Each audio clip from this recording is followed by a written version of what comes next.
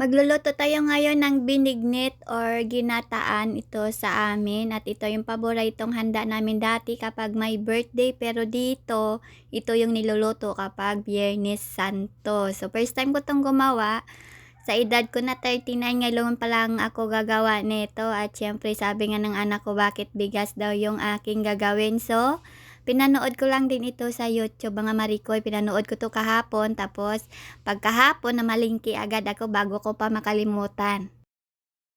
So ito yung ingredients, mayroon tayong brown sugar, tapos itong bigas na malagkit, ibababad ko yan siya sa tubig. Tapos ayan, bumili ako ng sweet potato or kamote, yung yellow at puti. Tapos ayan, bumili ako ng langka na 120 pesos. Tapos bumili ako ng saging na saba na hinog na hinog. Tapos itong sago na maliliit. Tapos may malalaking sago. Tapos bumili ako ng 2 pirasong niyog. Tapos pinakayod ko na siya.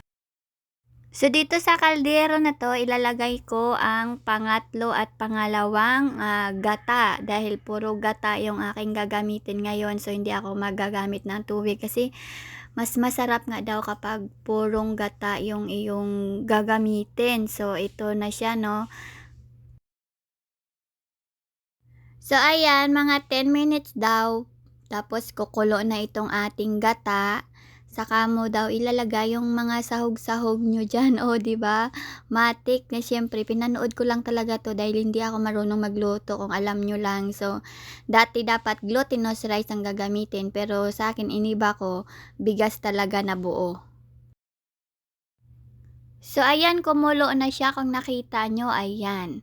So, 5 minutes, wala pa namang hindi pa naman umabot ng 10 minutes 'to, mga 5 minutes nga lang. Sobrang laki nga pala ng kaldero na pinaggamitan ko dito. So, ayan dahil kumulo na siya, yung una kong ilalagay ang ating mga kamote. So, bali 4 na pirasong kamote 'yan. So, ayan nalunod ko na yung ating kamote dito sa kumukulong gata at siyempre pagka nakakulo na 'to, pwede mo na ding ilagay ang iba mo pang ingredients pero sa akin kapag lumambot na lang siya saka ko ilalagay yung ating saging kasi nga sa pinanood ko parang sinabay-sabay niya kaso lang sa akin ayaw ko yung maglalagay lang ako kahit na hindi pa luto. So ayan, so kumulo na yung ating kamote na nilagay diyan. So tiningnan ko siya kung medyo malambot na siya. So hindi pa, nagantay pa ako ng mga another 5 minutes tapos nang medyo malambot na siya, saka ko na lang nilagay yung ating hiniwa na saging na saba. So, pinili ko talaga yung saging na saba na super hinog kasi nga para matamis na rin kapag naluto siya. Kasi mayroon pang, di ba, medyo green pa or hindi pa masyadong hinog. So, pinili ko talaga nang namili ako yung hinog kasi para yung tamis niya ba makakadagdag doon mamaya sa tamis ng ating ginataan.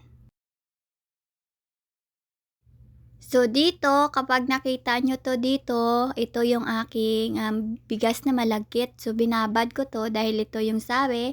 Tapos ayan, nilagay ko na dito siya sa kaldero kung saan nakalagay yung aking, kamote at mga saging at pangsahog. So ayan, nilagay ko na siya. So parang parang lumubo na yung mga bigas, yung parang nagbutod na ba siya. So ayan, pagka nagbutod-butod na yung bigas, saka ko yun nilagay diyan. Tapos siyempre hahaluin natin kasi 'pag hindi natin hinalo 'to, magkaroon siya ng dukot ba ano, ewan ko anong tawag diyan, yung magdikit-dikit ba siya sa ilalim. At ang maganda pala talaga kapag pure gata talaga. First time ko talaga 'tong iluto at kahit ako talaga na-impress ako sa aking niluto kasi alam niyo na, hindi talaga ako nagluluto at siyempre kung magluto man ako minsan ay patsambahan. So kung nakikita niyo ay creamy na yung ating ginataan. Ayan oh, yan. Kasi nga sobrang sobrang daming gata yung nilagay ko. 2 niyog ba naman na malaki yung pinakayod ko kahapon, 'di ba? So ayan, ilalagay ko na dito yung ating langka. So yung langka natin kinainan ko na 'to ha. Kinainan na 'to ng mga anak ko. So sobrang tamis din nito at perfect na perfect sa ating ginataan kasi syempre matatamis lahat ng mga sahog natin dito kaya kahit konting asukal na lang 'to mamaya yung ilalagay natin. So, nagbili nga pala ako ng 3/4 na brown sugar. Pero yung nagamit ko lang dito is 1/2. So, ang ginamit ko dito na malagkit ay 3 baso. 1 kilo yung binili kong malagkit pero 3 baso lang yung aking ginawa. Tapos kumbaga wala pa yung sa kalahating kilo, 'di ba? So ito na siya, oh, 'di ba nakikita nyo na 'yan. So ayan, pagkatapos niyan, ang sago ko nga pala na binili ay yung sago na niluluto. So ako talaga nagluto ng sago. Kaya kung makikita nyo, wala talagang mga kulay-kulay mamaya yung sago natin. So dito maglalagay ako dito ng asukal. So ayan yung asukal ko. Talagang literal na kulay brown. So ayan, tapos alam nyo ba, naging 2 kaldero na tong aking nilugaw kasi nga nag-overflow na siya dito. So hindi ko siya mahalo, kaya nilagay ko siya sa kabila. So ito na yung aking sago na niluto kagabi. So ayan, pinagpuyatan ko yan kasi namalingki ako, Huwebes Santo. So lulutuin ko siya ng Biyernes Santo, kaya lahat yan nakaprepare na gabi pa lang kasi nga ayaw ni Kano magkain kapag hindi ako ang nagluto, yung hindi niya ba nakikita kasi nga siyempre nagdududa siya baka daw madumi.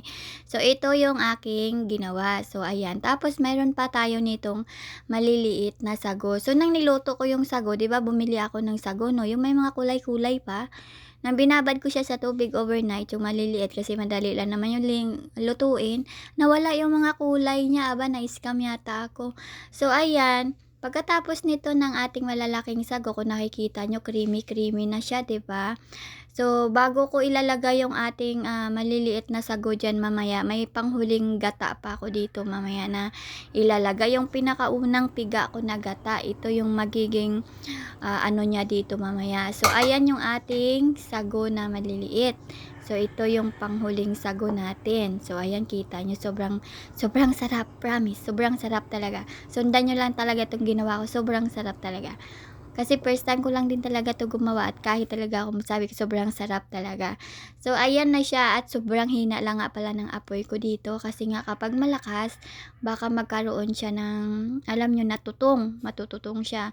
So hindi ko siya nilakasan at sobrang alalay lang talaga yung apoy ko at ayan, kung nakikita niyo, sobrang sarap talaga.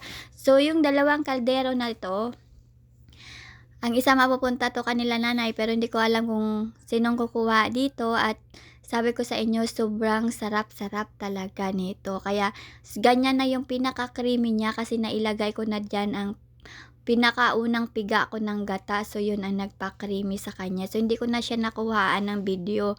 Basta ang pinakaunang gata, yan ang nag-serve sa kanya na panghuli niyang patong din. Tapos pinakuluan ko lang siya ng konti and then ayan na, tingnan nyo, naging 2 kaldero na tuloy yung aking ginataan na binignit. Pero sa amin kasi dati lugaw ang tawag nito. So ayan na siya, oh, ayan. So ayan, kakain na tayo. Binigyan ko rin to ang aking kapitbahay. Tapos ayan, kumain si Kano nito at sabi niya nga sobrang sulit daw at ang sarap-sarap.